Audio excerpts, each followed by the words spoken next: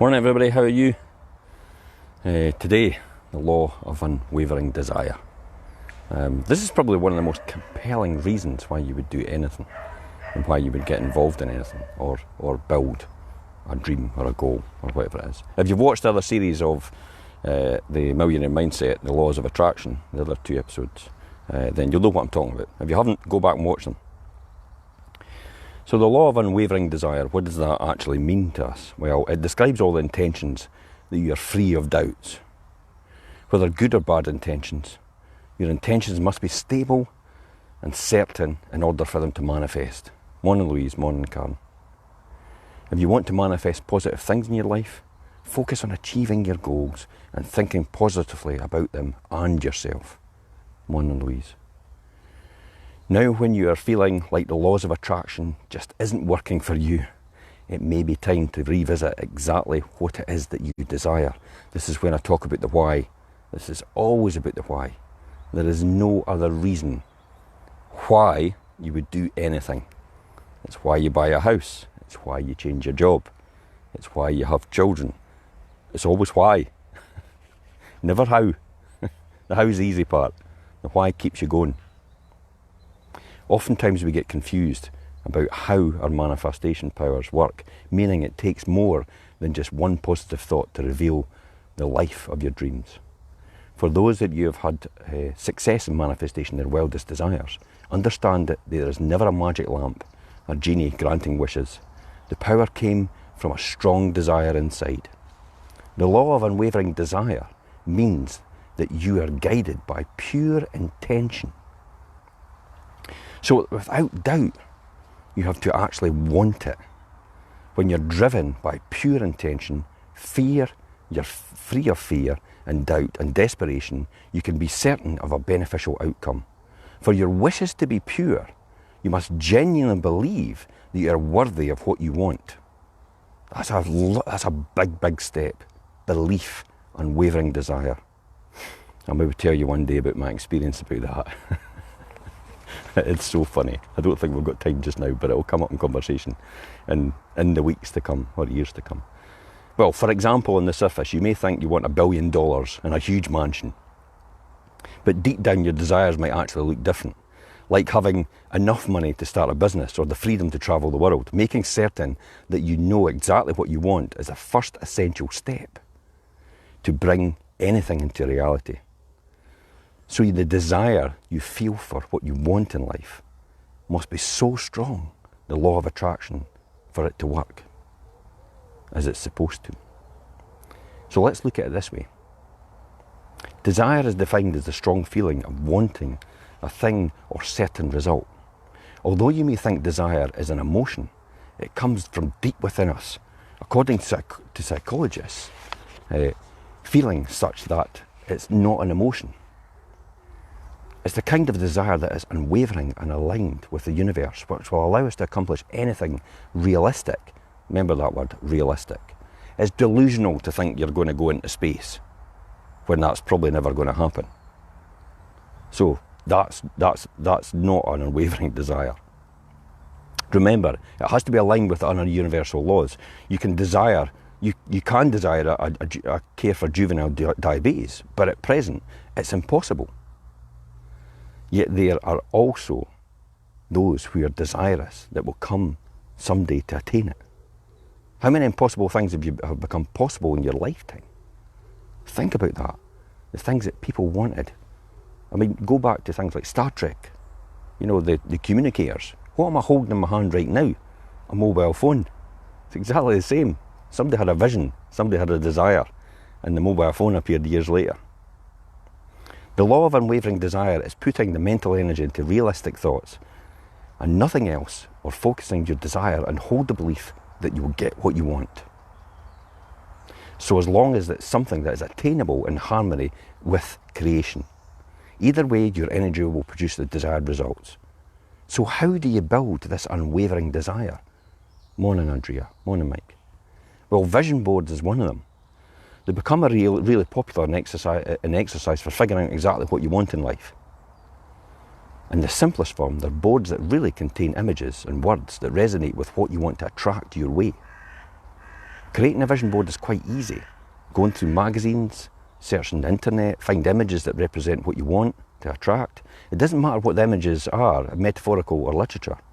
The important thing is that the images speak to you and connect with your desires. Attach the images to a board and place it in a prominent place where you'll look at it every day. I mean, we spoke about it in our previous episodes. You know, it's about actually keeping it in your mind, the front of your mind all the time, so you don't forget it. It's the big why. So sensory visualization. Some people are blessed with a vivid imagination, that's me, which makes the vision board really easy. For others who have a difficult time actually sensing and feeling their desires, this exercise is really for you. Start small and work your way up. Close your eyes and visualize a piece of fruit, for example. For some reason, an orange works best. I don't know why. Close your eyes and see the fruit in your mind's eye. Picture it as clearly as you can. See the imperfect round shape, the bright orange colour, and the dimpled way and waxy texture. Imagine holding the orange. How does it feel in your hands? See yourself examining it, rubbing it, bouncing up and down in your hand. Feel its weight. Is it cold or is it at room temperature?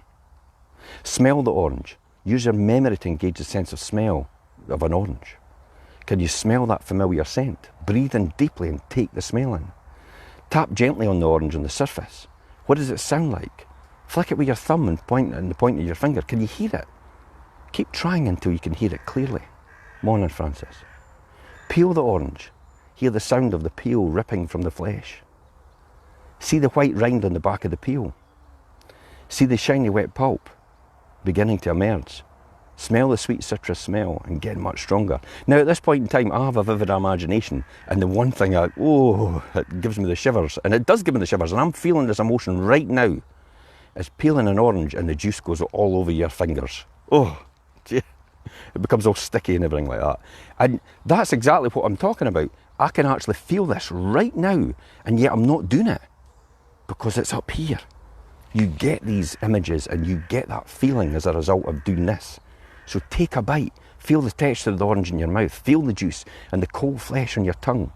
Taste the sweet and satisfying flavour. So try this exercise with anything once you've mastered it. The vision board becomes easy as a result. Improve visualisation by recording your voice and reading the exercise out loud. And then playing it back with your eyes closed and concentrating on the techniques. How do you think people hypnotise you?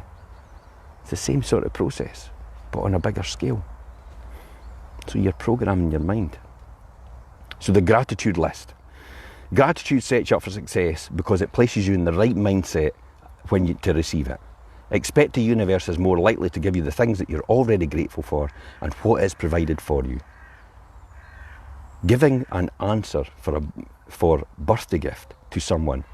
Giving an ask for birthday gift to someone and barely receiving a thank you, you're likely to avoid it for a second gift, providing a second gift. But on the other hand, if you get excited about giving a repeated gift to someone who enthusiastically expresses their appreciation to your gift, imagine the universe in the same way. That's how it does it. It's not about giving to receive. It's just about giving for the pleasure of it.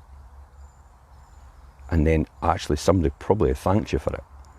So make gratitude a gratitude list and help with the sourcing and expressing gratitude. So here are a couple of ways to do this. Make a huge list of all the things that you're thankful for. Add to the list whenever you think of something else. Make the list every night or morning of the things that you appreciate in your life right now. The very fact that I'm sitting in Silverburn at this time in the morning and there is absolute peace and quiet with the birds chirping is really what I'm grateful for. And then I'm going to go down the beach and pick up some litter, and I'm grateful for that as well. Imagine waking up every morning and reading a list of the great things in your life right now. It would definitely put you in a better mood and shift your perspective to find the other things that make you happy. Like attracts like. So mindfulness, we've heard this a lot recently. The practice of self-awareness without judgment. When you're mindful, you aren't just aware that you're feeling and thinking, you're observing it without analysing it. Mindfulness isn't, my hands are shaky because I'm afraid of this meeting. I shouldn't be afraid, there's nothing to fear.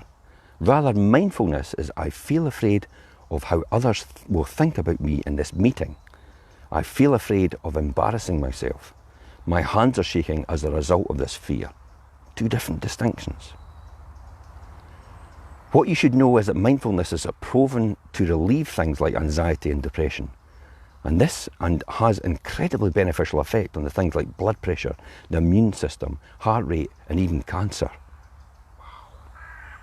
Mindfulness is an important part of the law of attraction because it takes self-awareness in the absence of judgment to what you want to get. So loving, kindness, and meditation. Approaching your fears and doubts with love and compassion is very difficult. Negative emotions are quite overempowering and limiting, and as a result, it's hard to feel love. Have patience with yourself and try out a loving kindness meditation. Simply find the feeling of compassion within yourself and let it radiate to others. To perform this meditation, imagine the warmth and desire stirs within you, just like a small child or an injured animal that allows to radiate from you. I mean, that's the same sort of thing. When you see a small child or an injured animal, what's the feeling you get? You want to help. You want to support them. That's the sort of feeling we're looking for. This is the loving kindness meditation you can practice to help achieve that feeling of compassion. So be international. The majority of us walk around performing daily actions without intention. We get up ready for a day and go about our day, not really thinking about our actions. And too often our distracted thoughts and feelings drift away from the action we're performing. It just becomes part of the emotions. To really work on the law of attraction, be international with your thoughts, feelings, and actions. Intention focuses your brain activity and uses every available resource to help perform an action.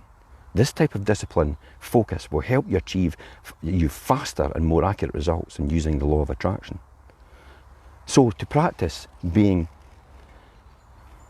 internal, simply focus on an everyday activity and set your intention on each action you perform on the task. At first the practice will feel overwhelming and tedious, but just keep practicing and watch how the focus really shifts on the reality of the moment. Don't take any action without first announcing your intention to take that action. Again, it feels tedious at first, but soon you'll notice something incredible happening.